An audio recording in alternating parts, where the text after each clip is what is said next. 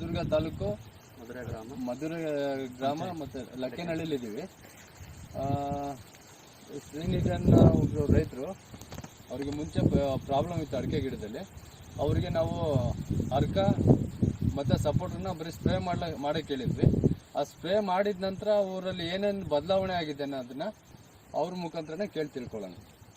Sir, ನಮ್ಮಲ್ಲಿ first ಈ ಥರ ಗರಿ ಇತ್ತು.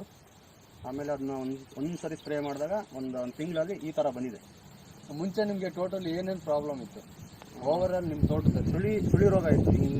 ತಗೊಂಡು ಹಿಂಗೆ ಸುಳಿ ಕಿತ್ಕೊಂಡ್ಬರೋದು, ಆ ಥರ ರೋಗ. ಮತ್ತು ನಿಮ್ಮ ತೋಟದಲ್ಲಿ ಬದಲಾವಣೆ ಆಗಿರೋಂಥ ಗಿಡಗಳು ಒಂದಷ್ಟು ಗಿಡಗಳನ್ನ ತೋರಿಸು. ಬದಲಾವಣೆ ಅಂದರೆ ಫಸ್ಟ್ ಎಲ್ಲ ಈ ಥರ ಗರಿ ಇತ್ತು, ಈಗೆಲ್ಲ ಈ ಥರ ದೊಡ್ಡ ಗರಿ ಆಗಿದೆ. ಈಗ ಮತ್ತೆ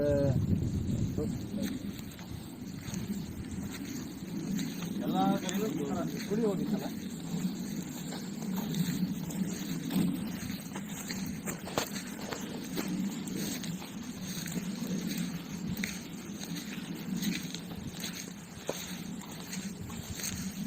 ಈ ಥರ ಇತ್ತು ಸುಳಿ, ಈಗ ಇದರಲ್ಲಿ ಪಕ್ಕದಲ್ಲಿ ಹೊಡಿತಾ ಇದೆ.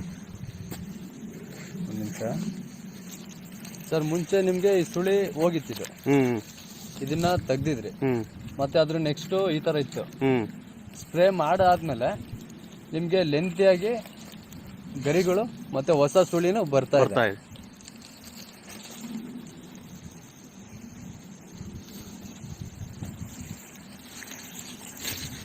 ತಗ್ಬುಳ್ಳಿ ಅಂತ ಹೇಳ್ತಾರೆ ಇದನ್ನ. ತಗ್ಬು ಬೇರೆ ಹಾಕ್ಬೇಕು. ಇದನ್ನ ತೆಗೆದ್ಬಿಟ್ರಿ ಅದಕ್ಕೊಂದು ಬೇರೆ ಹಾಕಲ್ಲ.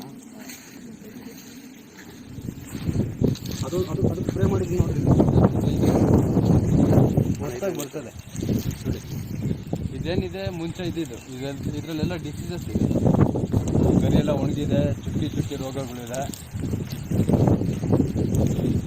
ಇದೆಲ್ಲ ಮುಂಚೆದಿದ್ದು. ಈಗ ಬರ್ತಾ ಇರೋದು ಸುಳಿ ಹೊಸ ಲೆಂತಿಯಾಗಿ ಚೆನ್ನಾಗಿ ಬರ್ತಾ ಇದೆ. ಇದು ಇದೊಂದು ಅದನ್ನ ಮಾಡಿ ನೋಡಿ ಚೆಕ್ ಮಾಡಿದ್ದೀನಿ ಅವತ್ತು. ಹೌದೇನೋ ಅಂತ ಎಂತ ನೋಡ್ರಿ, ಇದು ಅಲ್ಲೊಂದು ಅಲ್ಲೇ ಕೊಡ್ತೀವಿ. ಆದರೆ ಹಿಂಗೆ ಕಿತ್ರೆ ಹಿಂಗೆ ಬರೋದು.